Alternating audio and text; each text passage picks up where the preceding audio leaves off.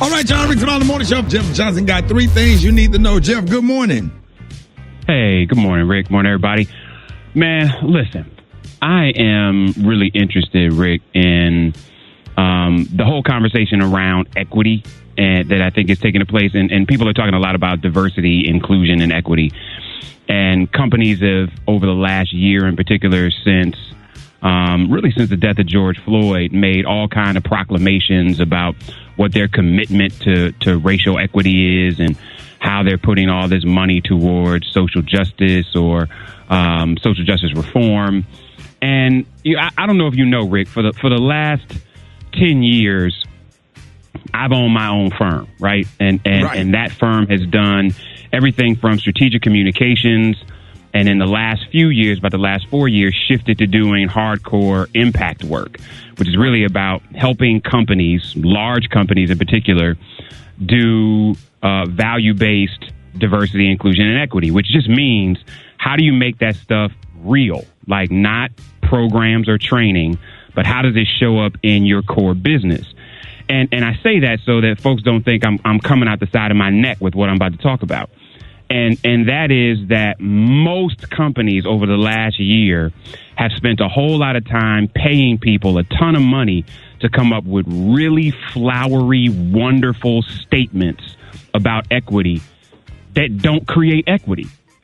They talk about how much they want to support social justice, but have they hired people that are experts in social justice to be on any kind of advisory councils?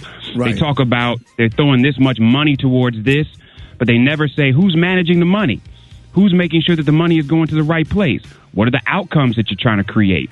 So it's we got to be in a place as a community, especially as consumers, where we can see, and a lot of us can, Rick. So I apologize in advance to anybody that I'm not implying that folks can't see through some of this, but so often we get caught up in the numbers, and so there have been folks that have said, I want to give, they're giving $250 million to this, or $25 million over 10 years to this, or $100 million to this, and it still doesn't translate into real work.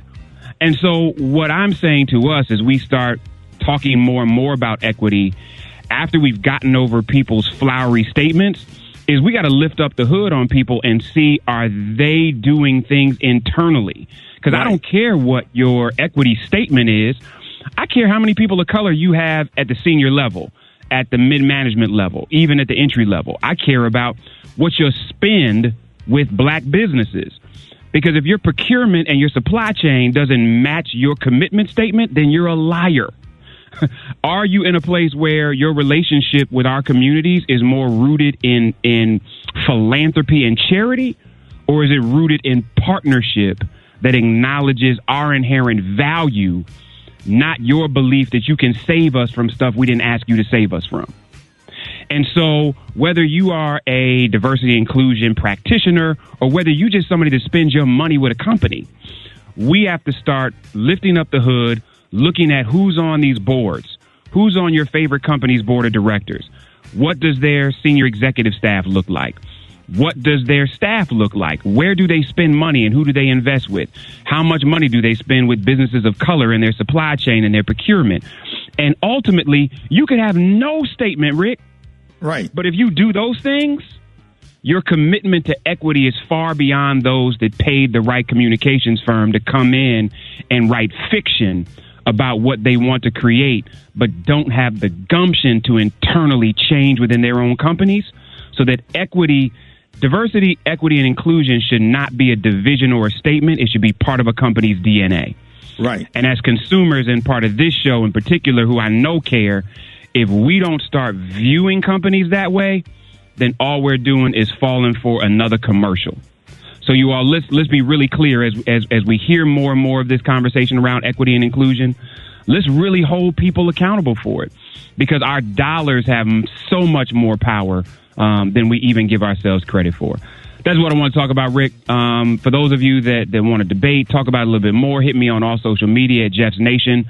And let's just understand what an incredible moment we are in to shift some of what corporate America is doing, not really because all of them want to, but because at the end of the day, it's going to be good business. Appreciate you, brother.